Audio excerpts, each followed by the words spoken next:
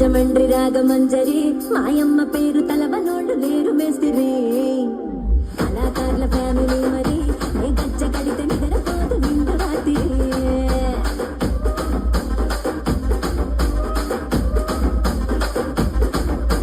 సోకులాడి స్వప్న సుందరి